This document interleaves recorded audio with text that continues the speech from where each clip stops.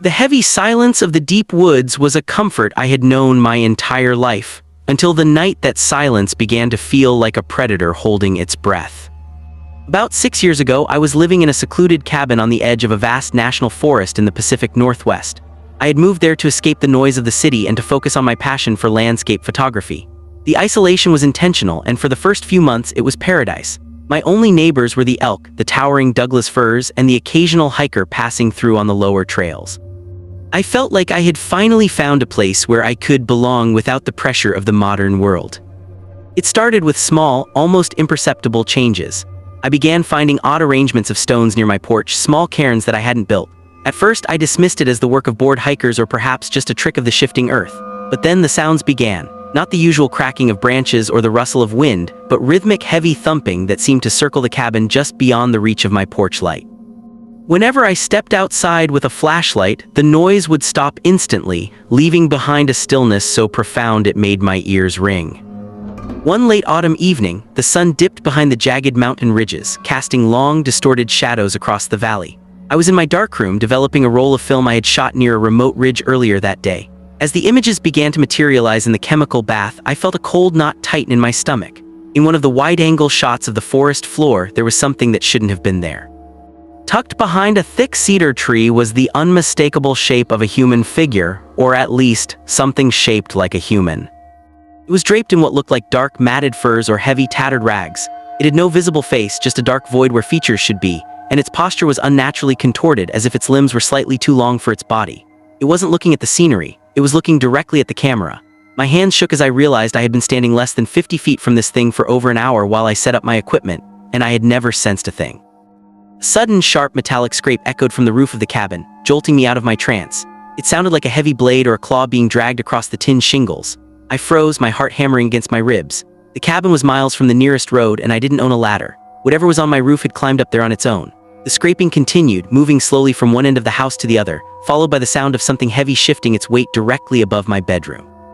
I grabbed my hunting rifle from the wall, checking the chamber with trembling fingers. I wanted to believe it was a bear or a cougar, but the deliberate, slow nature of the movement felt calculated. I stayed in the kitchen, the only room with a clear view of the front and back doors, watching the shadows dance on the walls. Then the scratching stopped. For 10 minutes there was nothing but the sound of the wind. Just as I started to relax, a soft, wet tapping began on the glass of the high window above the sink. Tap, tap, tap. I turned my head slowly and my blood turned to ice. Pressed against the glass, high above where any person could reach without a ladder, was a pale, multi-jointed finger tracing a slow circle on the pane. I stood paralyzed in the center of the kitchen, the hunting rifle heavy in my hands but feeling as useless as a toy. The finger on the window didn't move with the jerkiness of a person. It moved with a fluid, rhythmic grace, tracing a circle in the condensation. There was no face visible in the dark pane, just that single, multi-jointed digit and the oppressive weight of a presence that felt far too large for the small space it occupied on my roof. My breath came in short, jagged gasps, blooming in front of me like ghost light in the freezing air of the cabin. Suddenly the tapping stopped. The finger retracted into the darkness above the window frame. For a few heartbeats the silence returned, heavier than before. Then the scraping began again, but this time it wasn't on the roof. It was moving down the exterior walls, a slow, methodical dragging of something sharp against the cedar siding. Whatever it was descending. It moved around the corner of the house toward the back door, the door with the flimsy wooden frame and the single, aging deadbolt. I backed away from the kitchen, my boots thudding softly on the hardwood floor, and retreated into the living room. I didn't want to be trapped in a corner. I needed space to move, space to aim if that door gave way. I watched the handle of the back door. It didn't jiggle. Instead, I heard a low, vibrating hum, a sound that felt like it was coming from inside my own skull rather than from outside. It was a distorted mimicry of a human voice, attempting to hum a melody I vaguely recognized but couldn't quite place. It was a lullaby, twisted and slowed down until it sounded like a funeral dirge. A heavy weight hit the door. Not a kick or a shoulder, but a slow, leaning pressure that made the wood groan and splinter. The door frame began to bow inward. I raised the rifle, my finger hovering near the trigger, but my vision began to swim. The air in the cabin had grown thick with the smell of wet earth and old, forgotten things, the scent of the deep forest floor where the sun never reaches. My ears began to ring with a high-pitched frequency that made my teeth ache.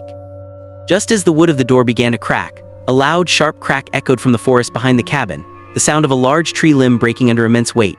The pressure on the door vanished instantly. I heard the thing outside let out a sharp, sibilant hiss, followed by the sound of something heavy landing on the soft earth and sprinting toward the tree line. It didn't run like a man, the footfalls were too fast, a 4-beat gallop that tore through the underbrush with terrifying speed. I stayed where I was for hours, the rifle aimed at the broken door, my eyes burning from refusing to blink. I watched the dawn slowly bleed through the trees, turning the dark silhouettes into recognizable shapes of pine and fir.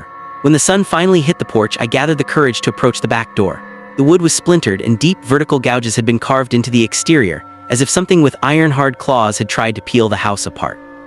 But the most chilling discovery was on the porch mat, a small, perfectly symmetrical circle of smooth river stones, and inside the circle lay a single dark tuft of matted fur and a shard of what looked like aged, yellowed bone.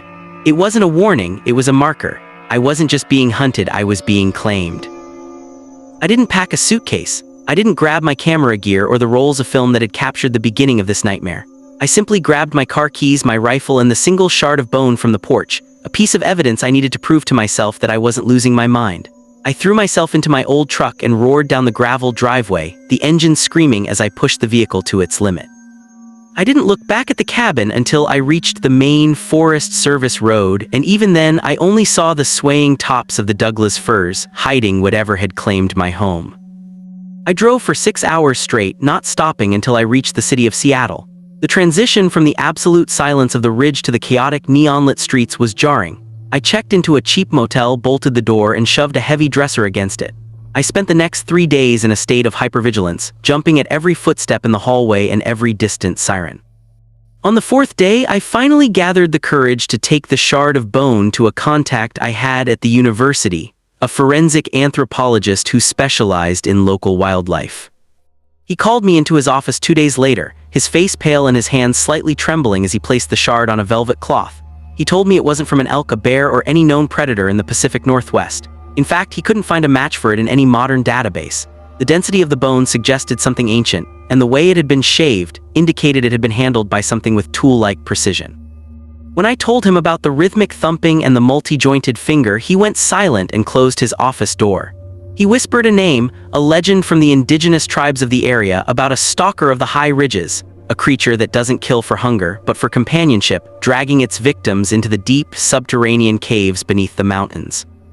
I never went back to the cabin. I hired a specialized moving company to clear out my belongings, but when they arrived, they called me in a panic.